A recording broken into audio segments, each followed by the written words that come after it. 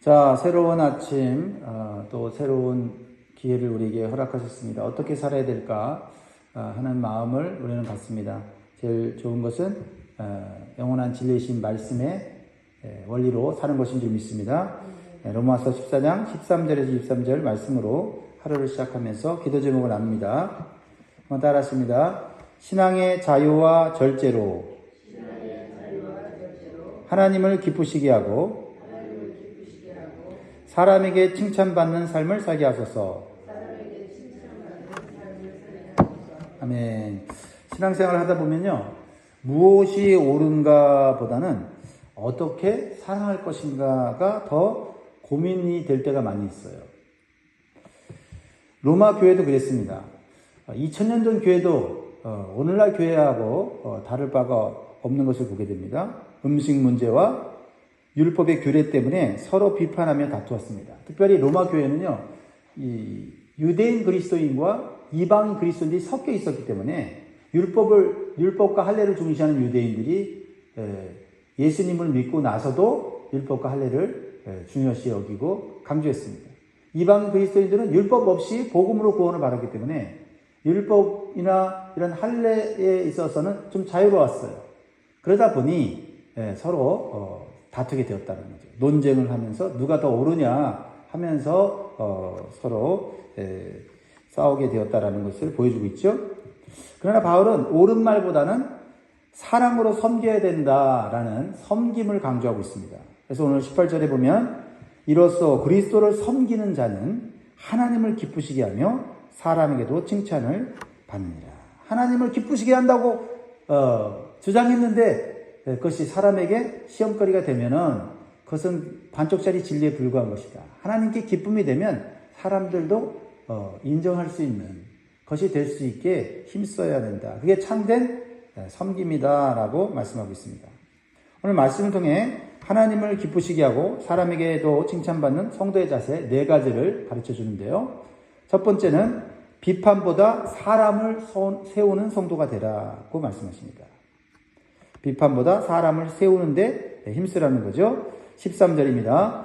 그런즉 우리가 다시는 서로 비판하지 말고 도리어 부딪힐 것이나 거칠 것을 형제 앞에 두지 아니하도록 주의하라. 그래서 비판하다라는 이 단어는요, 단순히 옳고 그름을 구분한다는 것을 넘어서 상대를 정죄한다. 즉 너는 틀렸다, 나는 옳다라고 주장하는 것을 말하는 것입니다. 그리고 부딪힐 것, 그리고 거칠 것이라고 하는 것은 장애물과 같은 돌 또는 올가미, 함정을 의미하는 겁니다. 그러니까 누군가의 신앙을 넘어뜨리게 하는 말과 행동을 조심하라는 겁니다. 내가 옳다고 주장함으로써 누군가의 믿음은 넘어질 수 있다. 그러므로 우리의 말은 넘어지게 하는 게 아니라 세우는 말이 되어야 된다라고 말씀하고 있습니다. 왜 우리가 다른 사람을 비판합니까? 자기가 옳다는 것을 주장하기 위해서 하는 거지요. 그런데 바울은 내가 옳다고 인정받기보다는 상대방이 시험에 들지 않도록 주의하는 것이 더 중요하다라는 거죠. 내가 원하는 말을 하는 자유보다 먼저 주의 깊게 상대방의 말을 잘 들어주는 것이 우선시 되어야 한다라는 겁니다. 그리고 상대방의 잘못을 이렇게 바꿔주고 싶을 때가 있지 않습니까? 그럴 때는 그 행동을 하게 된 이유를 부드럽게 물어보고 상대방을 이해한 후에 사랑하는 마음으로 조언을 하라는 것입니다. 그래서 우리가 진리를 주장하는 것보다 중요한 것은 진리로 사는 삶을 보여주는 것이 더 중요하다라는 것입니다. 신앙 공동체는 등산하는 팀과 같아요. 여러분 등산해 보면 이렇게 쭉 일렬로 앞선 사람이 있고 뒷선 사람이 있죠. 앞선 사람이 열심히 앞으로 나아가면서 길을 인도하지 않습니까? 근데 앞선 사람이 길을 가다 보면 작은 돌들이 발에 걸려요. 그렇죠? 그래서 미끄러지지 않습니까? 그랬을 때 돌을 발로 뒤로 차냅니다. 넘어지지 않기 위해서 잘 앞으로 나가기 위해서 한 행동인데 뒤따르는 사람에게는 그 돌이 넘어짐이 될 수 있다. 상처가 되고 해가 될 수 있다라는 거죠. 나의 말 한마디, 행동 하나가 누군가의 신앙을 흔들어 놓을 수 있다라는 거죠. 의도하지 않아서도 그럴 때가 있다. 그랬을 때는 그것을 어떻게 해야 되죠? 의도하지 않았음을 사랑으로 말하면서 잘 해결해야 되는 것이죠. 실제적으로 한 교회에서 신앙이 깊은 집사님이 나는 이런 문제에 자유해 라고 자신의 믿음이 강한 것을 말했지만 그것을 또 들은 신앙이 약한 새신자는 또 마음에 또 시험이 될 수 있다는 것입니다. 그때 그 집사님이 이렇게 말했습니다. 내 자유가 누군가에게는 넘어짐이 될 수 있구나라는 것입니다. 우리의 신앙은 옳고 그름의 싸움이 아니라 형제를 세우느냐 무너뜨리냐의 싸움이라는 것이지요. 15절 같이 읽습니다. 시작. 만일 음식으로 말미암아 내 형제가 근심하게 되면 이는 내가 사랑으로 행하지 아니함이라. 그리스도께서 대신하여 죽으신 형제를 내 음식으로 망하게 하지 말라. 음식의 문제가 2000년 전에도 교회 안에 문제가 되었던 것 같아요. 그러므로 16절에 뭐라고 말하고 있습니까? 그러므로 너희의 선한 것이 비방을 받지 않게 하라.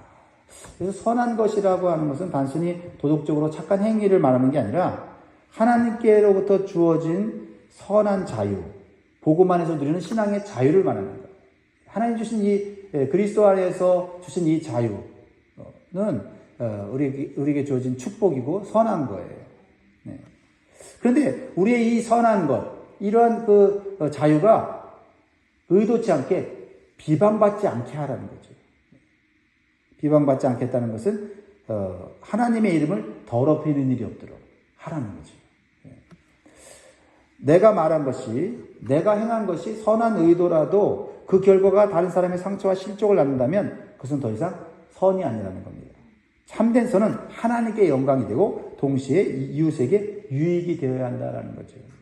두 가지를 우리가 생각해야 돼요. 그러니까 참 예수 믿는 사람들은 주 안에서 자유를 얻었고 나는 이제 세상에 두려울 것도 없고 나는 이제 세상에 얽매일 것도 없어 하면서 얼마나 행복합니까? 근데 그러한 나의 행복이 다른 사람에게 표출될 때는 또 다른 결과를 낳을 수 있으므로 하나님께 영광 되었다라는 것으로만 생각하는 게 아니라 사람들에게도 유익이 되는가를 따라 우리의 자유를 절제할 수 있어야 한다라는 거죠.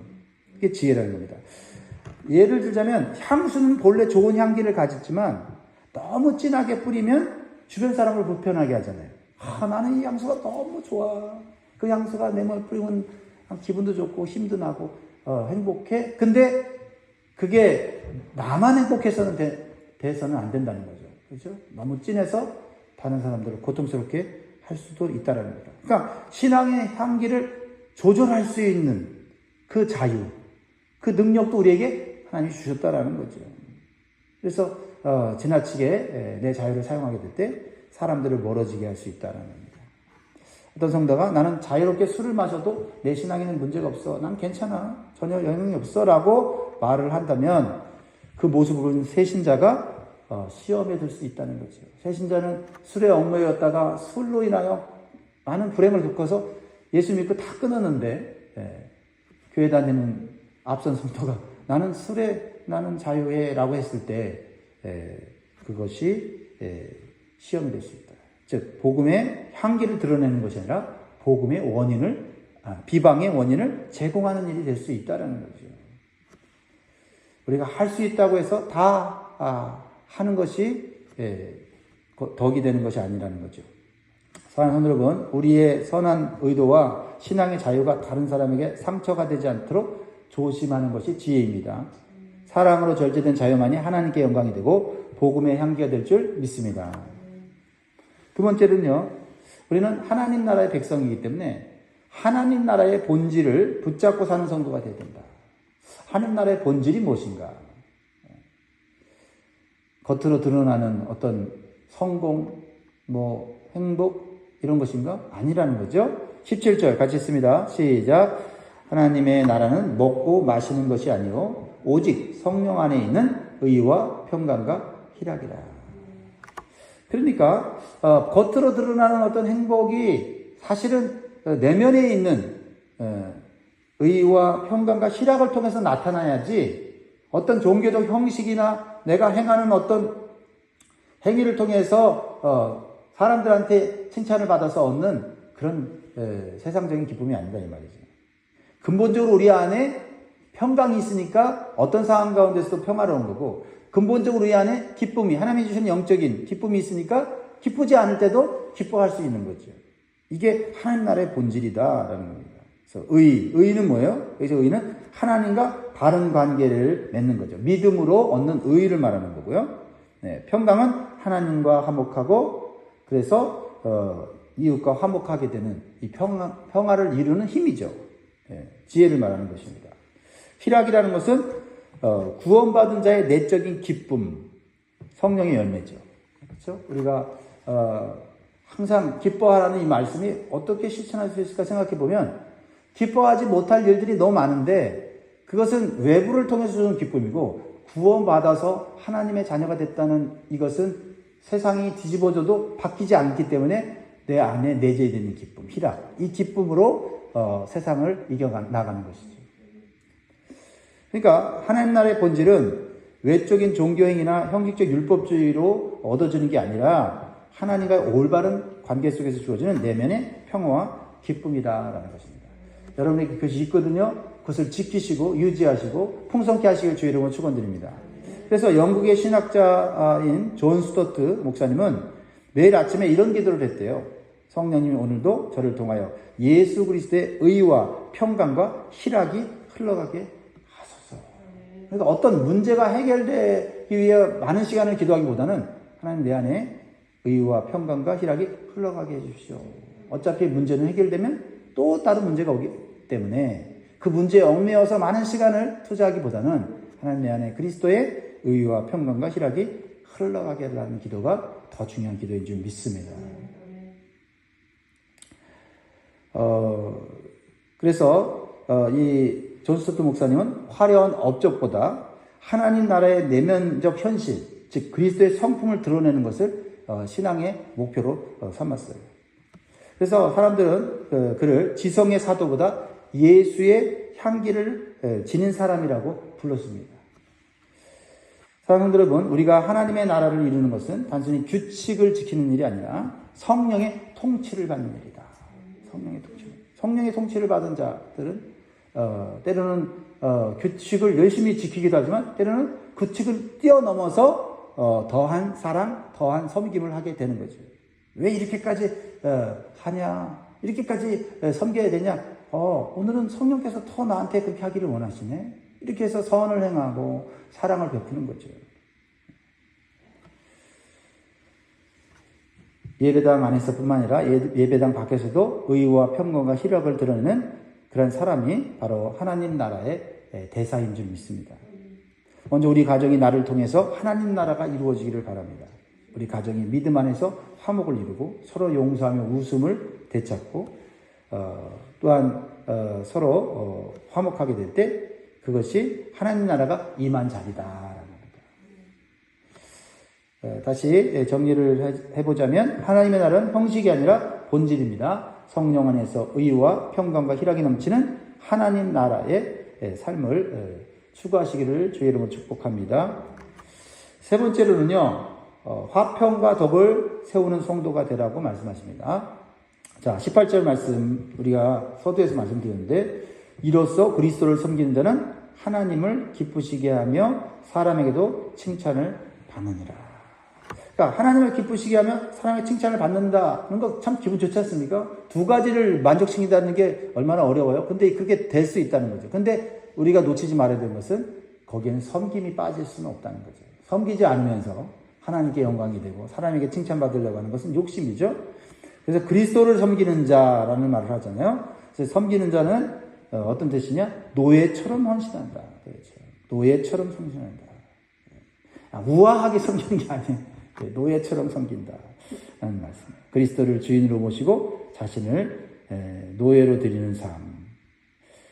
그것이 하나님께는 영광이 되고 사람에게는 칭찬을 받게 된다는 것을 말씀하고 있습니다. 그러니까 향기로운 꽃은요, 스스로 향기를 내려고 애쓰지 않죠. 이미 향기가 그 안에 있으니까 그 존재 자체가 향기가 내는 거예요. 그러니까 섬기면서 왔다 갔다 하다 보면 어떻게 해요? 향기가 그냥 나오는 거죠. 향기를 내려고, 드러내려고. 나 향기나? 이게 아니라 향기를 품고 있으니 향기가 드러나더라는 것이죠. 있습니다. 말하지 않아도 삶이 복음의 향기가 되어 하나님께 영광이 되고 사람에게 칭찬받는 삶이 되기를 소원합니다.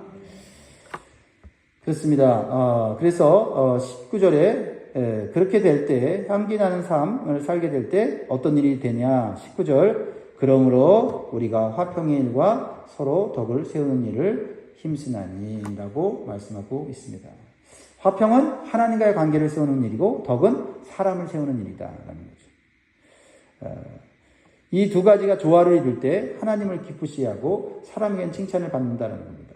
때로는 우리가 사람과 잘 지내보려고 하다 보면 하나님과 관계가 무너질 때가 있죠. 그렇죠?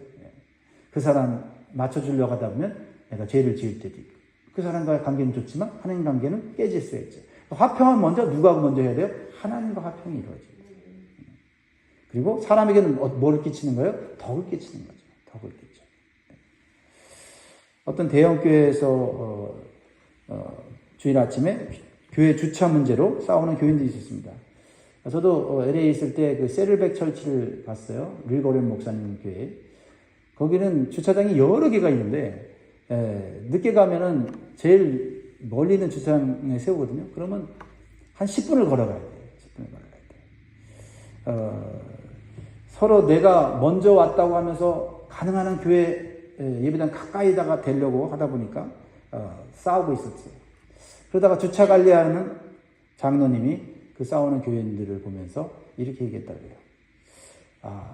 제가 주차해 놓은 이 차를 뺄 테니 거기다가 주차하십시오. 라고 말을 하니까 싸우던 두 성도가 조용해졌다고 합니다. 그리고 평화로운 분위기가 만들어졌다는 거죠. 참 예배를 드리기 전에 얼마나 예배를 통해 은혜 받기를 위해서 갑니까? 근데 주차하는 그 5분, 10분 더 걷는 것 때문에 불편해하고 은혜를 잃어버리는 경우가 있죠. 그리고는 또 교회에 들어가서는 어떻게 합니까? 열심히 또 안내하고 봉사하는 일을 해요. 그리고 또 예배 끝나고 은혜를 받고 딱 나오면 또 주차하는 것 때문에 한 30분에서 거의 40분을 기다려야 돼요. 나가려면. 예배 끝나고 나가려면. 워낙 사람들이 많으니까. 또 거기서 막 짜증을 내고 내가 먼저 들어가야 되는데 왜 네가 먼저 들어가냐면서 싸우면서 그때 그런 생각이 들더라고요. 예배당 안에서 정말 은혜 받고 또 은혜 받고 봉사 열심히 하루 종일 땀 흘리며 하고는 주차무처럼 이렇게 평화가 깨지는 모습을 보면서 우리가 예배당 안에서만 아니라 예배당 밖에서도 이런 화평을 이루고 덕을 세우는 일에 힘을 다해야 된다는 것을 생각해 봅니다. 그렇습니다. 화평의 그런 어떤 결과는 말로만 세워지는 게 아니라 누군가의 희생과 수고로 이루어진다는 것입니다. 그러므로 우리가 교회나 가정이나 직장에서 우리가 먼저 한 걸음 양보할 때 하나님은 그 태도를 기쁘게 받으시는 줄 믿습니다. 마지막 네 번째로 우리에게 주시는 교훈은 믿음으로 자유를 절제하는 성도가 되라라는 겁니다. 믿음으로 자유를 절제하는 성도가 되라. 사도 바울은 교회 안에서 음식의 문제로 서로 시험에 들지 말게 하라고 권면합니다. 그것이 결과적으로는 하나님의 사업을, 하나님의 일을 무너뜨릴 수 있다라고 경고하고 있어요. 20절 같이 읽습니다. 시작. 음식으로 말미암아 하나님의 사업을 무너지게 하지 말라. 만물이 다 깨끗하되 거리낌으로 먹는 사람에게는 악한 것이라. 무너지게 한다는 것은 건축물을 허물고 부서뜨린다는 거죠. 사소한 문제로 공동체의 일치를 깨트리는 것은 하나님의 사역을 파괴하는 일이 된다는 거죠. 단순히 먹는 문제인데, 음식의 문제인데 그게 커지면, 그것이 확장되면 하나님의 일 자체가 되어지지 않을 수 있다는 거죠. 그래서 21절에 보면 구체적으로 이제 신뢰를 두고 있는데, 고기도 먹지 아니하고 포도주도 마시지 아니하고 무엇인지 내 형제로 거리끼게 하는 일을 아니함이 아름다웁니다. 내 것을 챙기고 내가 좋아하는 것을 먹으려고 하다가 결국 다른 사람의 마음에 거리끼게 하고 또 상처를 주는 일이 생길 수도 있다는 겁니다. 의도하지 않았어도 내가 오라도 그럴 수 있다는 겁니다. 그럴 때 우리가 한 가지 생각하지 못한 것은 내가 그렇게 함으로 다른 사람에게 거리낌을 줄 수도 있고 해를 줄 수도 있구나라는 생각 한 번만 하면 내 행동이 절제가 될 수 있게 되어지고 그것이 아름다운 모습으로 되어진다는 말씀을 하고 있는 것이죠. 그것을 믿음이라고도 얘기를 해요. 그게 믿음이다. 믿음이라는 것은 내가 믿음이 강하고 문제 앞에서 내가 그 믿음으로 문제를 해결하고 이것만이 믿음이 아니라 믿음이라는 것이 내 말과 행동을 통해서 다른 사람을 세워주는 것까지가 믿음 안에 포함된다는 거죠. 그래서 믿음으로 하지 않은 것은 죄가 될 수도 있다라고 말씀하고 있는 거죠. 그래서 22절 보면 내게 있는 믿음을 하나님 앞에서 스스로 가지고 있으라 자기가 옳다 하는 바로 자기를 정죄하지 아니하는 것이 복이 있도다라는 것입니다. 우리의 믿음을 좀 더 확장할 필요가 있죠. 그렇죠? 내 믿음 강하게 하는 것이 아니라 다른 사람의 믿음을 흔들리지 않게 하는 것까지 우리의 믿음의 영역을 넓힐 필요가 있다는 겁니다. 하모니카 연주를 하다 보면 자기 음을 세게 내면 어떻게 됩니까? 그것이 아무리 옳게 소리를 내서도 전체적으로 보면 불협화음이 될 수 있습니다. 그러나 서로의 음을 들으면서 때로는 크게 때로는 작게 조율을 할 때 아름다운 음악이 되었다, 감동받는 음악이 되었다는 말을 하지 않습니까? 교회 안에서도 때로는 내 소리를 크게 했다가도 줄일 수 있는 그것이 바로 전체를 조화를 이루는 일이 된다라는 거죠. 23절 마지막 절 같이 읽습니다. 시작. 의심하고 먹는 자는 정죄되었나니 이는 믿음을 따라 하지 아니하기 때문이라. 믿음을 따라 하지 아니하는 것은 다 죄니라 라고 말씀하고 있습니다. 그렇습니다. 성숙한 성도는 자유를 내 유익이 아니라 형제의 유익을 위해서 사용할 줄 알아야 될 줄 믿습니다. 절제는 억압이 아니라 사랑의 또 다른 이름입니다. 사랑하는 성도 여러분, 그리스도를 섬기는 신앙은 비판보다 사랑을, 자유보다 절제를, 형식보다 본질을 선택하는 삶입니다. 우리의 말과 행동이 형제를 세우고 하나님께 영광이 되며 세상 속에서 복음의 향기로 나타나지기를 주의 이름으로 축복합니다. 또 오늘도 하나님을 기쁘시게 하고 또 사람들에게도 칭찬받는 멋진 삶을 꿈꾸면서 기도하시고 승리하시기를 주의 이름으로 축원드립니다. 기도하겠습니다.